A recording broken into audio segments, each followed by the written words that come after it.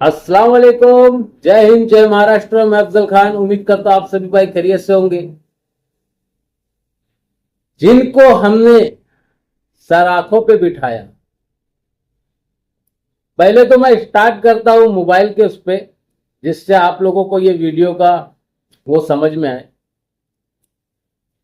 एक time brand पे brand, Nokia, Samsung, Motorola, बहुत से ब्रांड के मोबाइल मार्केट में चल रहे थे और लोग इस्तेमाल भी कर रहे थे। इतने में एक ऐसे ब्रांड का मार्केट में आना होता है और लोग उस ब्रांड के दीवाने हो जाते हैं, उसकी आवाज के दीवाने हो जाते हैं, क्योंकि उसमें साउंड सिस्टम इतना होता है कि अगर वो घर के नीचे बसता था, बिल्डिंग के नीचे बसता था, तो 4-4 मंजिला ऊपर उसकी आवाज आती थी। लोग इतने दीवाने थे। लेकिन वो चंद दिनों के लिए उसने अपनी औकात दिखा दी और लोगों ने उसे लात मार के मार्केट से बाहर कर दिया, अपने घर से बाहर कर दिया। और वो था चाइना का मोबाइल। जानते हैं ना आप, आपने भी यूज किया होगा। उसी तरीके से एक ऐसी शख्सियत जिसकी शायरी, गजलें, नज़में हम लोगों के दिलों पे राज करती थी और हम लोगों ने उसे अपने सर आंखों पे बिठाया।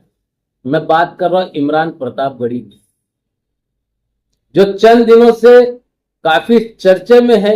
उनकी जो बयान सोशल मीडिया पे वायरल हो रहे हैं, चाय के ऊपर और भी 2-3 बातें हैं, तो ये मैं समझता हूं कि अब तो राजनीतिक में आ ही गए हैं, तो अब ये सब बातें तो उनको करनी ही पड़ेगी अगर राजनीतिक में रहना है तो, क्योंकि झूठ कहे बिना तो राजनीतिक में गुजारा नहीं होता। और अब तुम उनके हो, हमारे नहीं।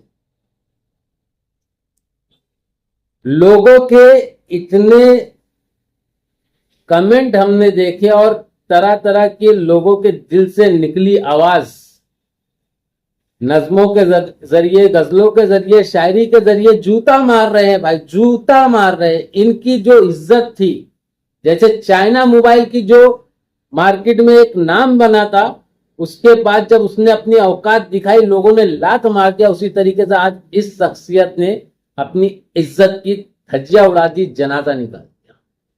जरूरत क्या थी? इतनी शोहरत, इतनी इज्जत आज जो मिली आप, ये कहीं ना कहीं हम लोगों की देन है। आज उन्हीं का नाम लेके नज़मों में जो चर्चे में आए थे, आज उन्हीं का नाम लेके फिर से जमीन पे आ गए। कभी इंसान को अपनी औकात नहीं भूलनी चाहिए।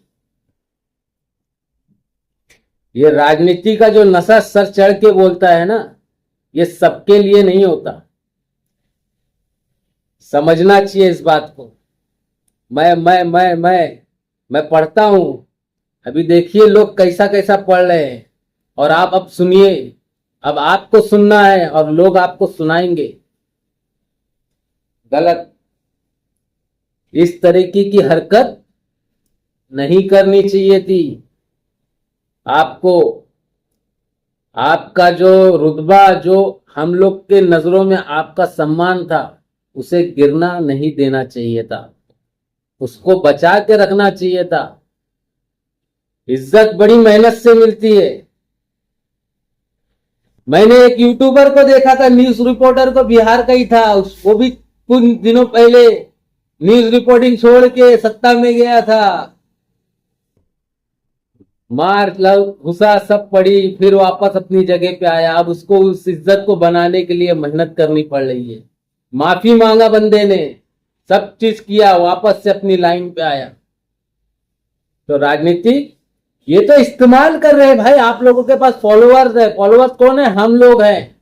हम लोगों को अपने तरफ खींचने के लिए पार्टी आप लोगों को अपने तरफ खींचती है और आप लोगों के जरिए काम करवाने की कोशिश करती है, पब्लिक को जोड़ने की कोशिश करती है, और आप दूसरों पे इल्जाम लगा रहे हो।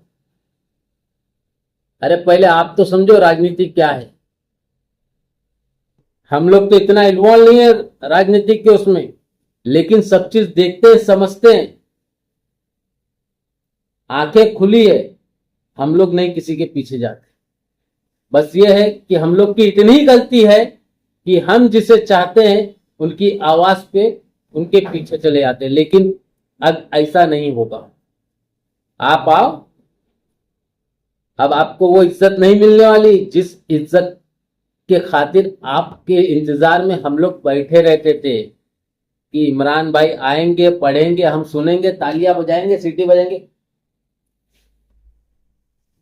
इज्जत रास नहीं आई, इज्जत रास नहीं आई।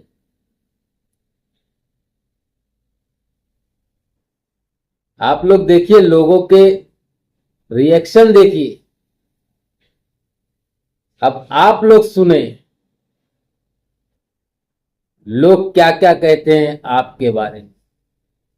इज्जत को बचाना सीखो दोस्त, इज्जत इतनी आसानी से नहीं मिलती। बड़ी मेहनत आपने किया था, ऐसी ऐसी नज़में कि आज भी दिल में, आज भी कानों में उसकी आवाजें गूंजती है, दिल में बसे हुए हैं।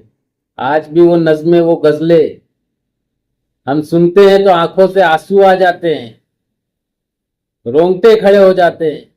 लेकिन आपकी ये गलती बहुत, क्या बोले। अब लोगों का रिएक्शन देखिए, वीडियो ज्यादा बड़ी नहीं करूंगा, आप लोग देखिए, आपको समझ में आएगा कि ये राजनीति कितनी गंदी चीज है। तो चलिए वीडियो देखते हैं।